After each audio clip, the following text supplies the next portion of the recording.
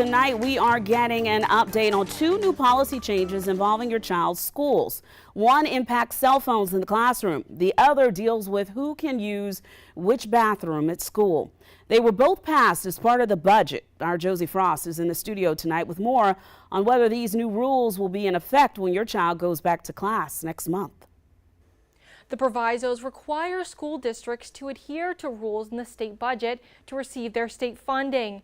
Two that were passed this year include requiring students to use bathrooms of their assigned sex at birth and a uniform policy banning cell phone use in classrooms.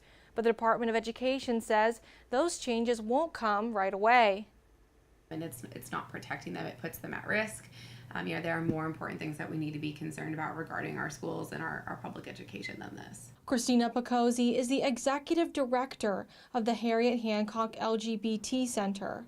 She says the new policy lawmakers added into the budget requiring students to use the bathroom of their assigned sex at birth will have a devastating impact on transgender kids. They need to meet these kids. I think what you're telling these kids, because they are kids, right? You're telling these kids that they don't exist in the ways that they are trying to present themselves, that this is not legitimate, even though their identities and the way they feel are. School districts will be responsible for creating and implementing that policy themselves, according to the Department of Education.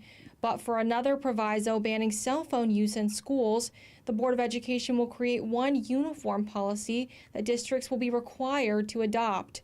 According to a recent survey the Department of Education shared with News 19, 92% of South Carolina teachers support a policy limiting cell phone access, with 55% supporting a complete ban during the school day. Jason Raven is with the Department of Education. We want the policy to be practical, easy to implement, and does not require our teachers who work so hard every single day to play cell phone police in our classrooms. He says the department wants to create a policy school districts will be excited to implement and address parents' concerns about being able to contact their child in case of an emergency. If there is an emergency in a school, law enforcement tell us the most important thing that a student can do in that event is pay attention to the adult in the room that's getting them to safety. We want parents to kind of know that safety is a big part of this. We're listening to them, and all protocols will be kind of put in place to address any concerns.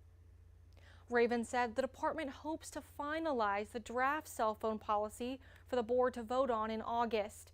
If the board approves the model, districts will have until January to implement it.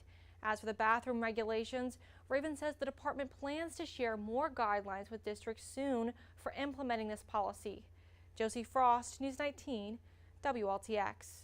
Josie, thank you so much. News 19 did reach out to several school districts for an update on their implementation of this policy ahead of next school year. And we only heard back from one school district, that was Richland 2, which said it would comply with legal requirements regarding bathrooms.